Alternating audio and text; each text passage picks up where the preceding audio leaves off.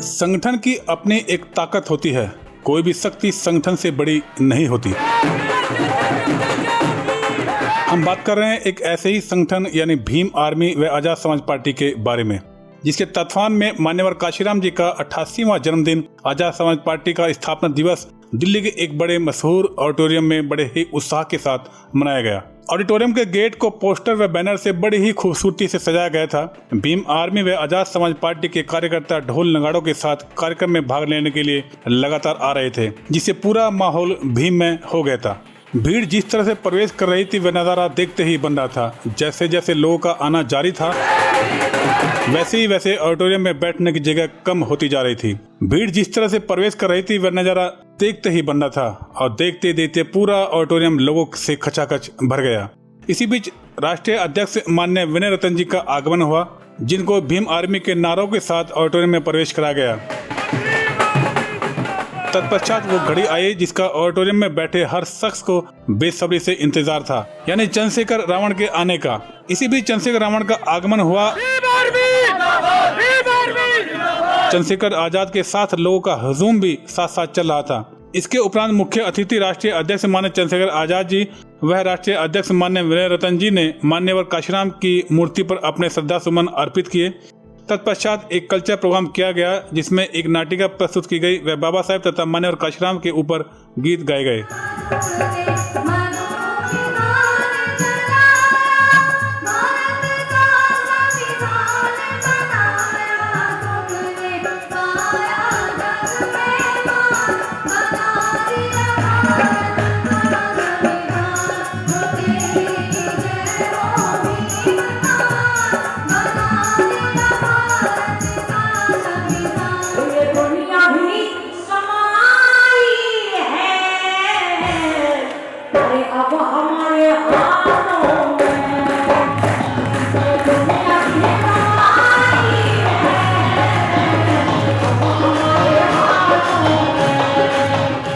इसके साथ साथ मुख्य अतिथि राष्ट्रीय अध्यक्ष माननीय चंद्रशेखर आजाद जी व राष्ट्रीय अध्यक्ष माननीय विनय रतन जी से लोग लगातार मिल रहे थे।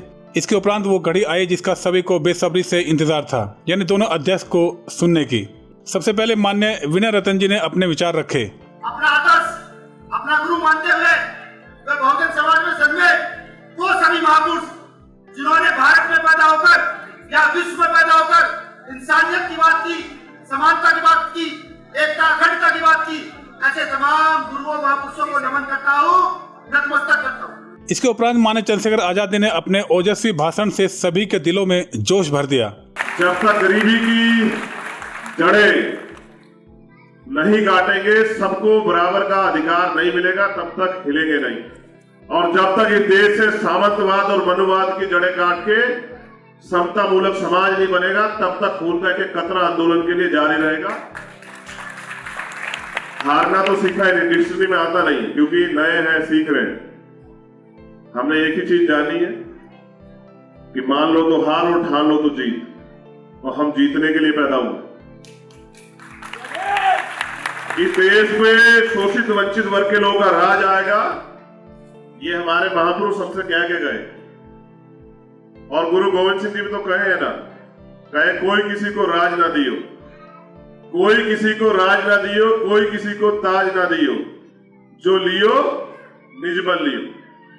तो मैं तो प्रयास कर रहा हूं कि शोषित वर्ग के लोग जल्दी समझ जाएं कि जितना जल्दी वो अपने अधिकारों के लिए जागरूक होकर खड़े हो जाएंगे, उतना ही जल्दी उनके हिस्से से गुलामी कट जाएगी। और जितना देर तक वो रहनुमाओं के भरोसे रहेंगे, उतने देर तक ही यह न्याय अत्याचार आपकी किस्मत में लिखा गया है। इनके अधिकार छीनने पड़ते हैं, और छीन कौन सकता है? जिसके अंदर बल होता। आपका दल है, दल से बल बनाओ और बल बना के हल निकालो। जिन समस्याओं के लिए दूसरों के हाथ फैलाते हो ना, वो समस्याएं हल करने की ताकत आप में है। ये लोकतंत्र है, और इस लोकतंत्र में बनाने के साथ ये तय हुआ था कि जिसकी इतनी संख्या भारी उसकी उतनी हिस्सेदारी। जिनके पास वोट होगा, जो अपने वोट को तैयार कर लेंगे, उनका राज होगा। और लोकतंत्र बना इसलिए कि अमीर ही राज नहीं करेंगे, गरीब का बेटा भी आएगा, मेहनत करेगा, संघर्ष करेगा, अपने समाज के लिए कुछ करके दिखाएगा। अमीरों ने लोकतंत्र में पाबंदी लगाई कि गरीब का बेटा इसमें घुस ना पाए। उनको पता है कि अगर पैसे की लाइन नहीं खींचेगी, पैसा प्रायोरिटी नहीं होगा, तो गरीब आदमी भी मेहनत करके आगे बढ़ जाएगा। आज राजनीति में दीवार खिंच गई है, दिल्ली के लोग भी सुन लो, उनको लगता है कि पैसे वाले आगे बढ़ सकते हैं, और मैं कहता हूं कि जिसके दिल में सच्ची तमन्ना वो आगे बढ़ सकता है।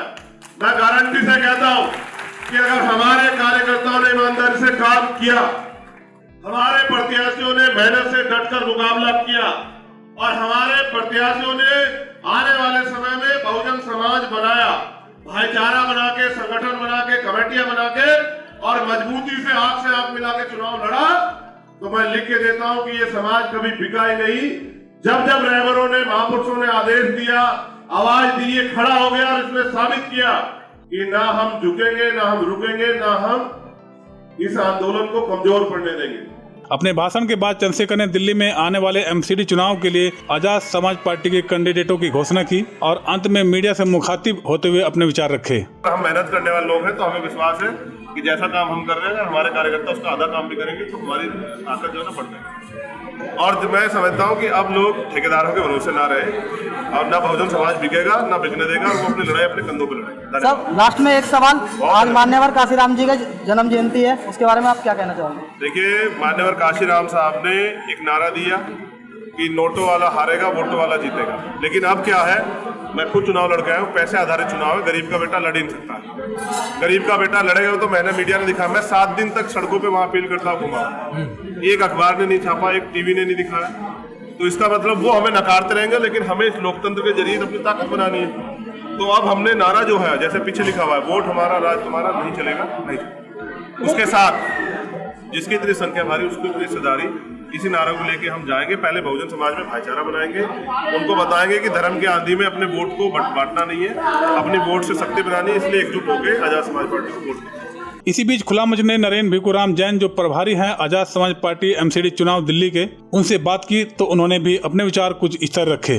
किसी भी आंदोलन को जब उठता है, आंदोलन उठने का मकसद होता है कि पीड़ा होती है जनता को, तभी जनता एक नई पार्टी की ऊर्जा को उठाकर एक नए नाम से लेकर आती है। क्योंकि जिन पुरानी पार्टियों के साथ जनता जुड़ती है, जैसे वो भारतीय जनता पार्टी हो, आम आदमी पार्टी हो, और जनता जब अपने आप को ठगा हुआ महसूस करती है, क्योंकि जो वायदे वो उन राजनीतिक दलों ने इन जनता के साथ करे थे, वो आदमी, वो लोग, वो जनता अपने आप को एक सोच के एक समीकरण बनाकर नया दल खड़ा करती है। और चाहे मैं आज़ाद समाज पार्टी से, भीम आर्मी से हूँ, लेकिन मैं समझता हूँ जिस प्रकार मैं बाज़ार में, समाज में, इलाकों में, क्षेत्रों में जाता हूँ, वहाँ लोगों की पीड़ा समझता हूँ। लोगों की पीड़ाएँ, चाहे एमसीडी के जो कर्मचारी हैं उसमें उनकी नौकरियों का मामला है, ईपीएफ का मामला है, उनके हाजिरी का मामला है, अनगिनत मामले हैं। एमसीडी में जो उनका स्टाफ है वो सिर्फ पीड़ा से इस वक्त जूझ रहा है।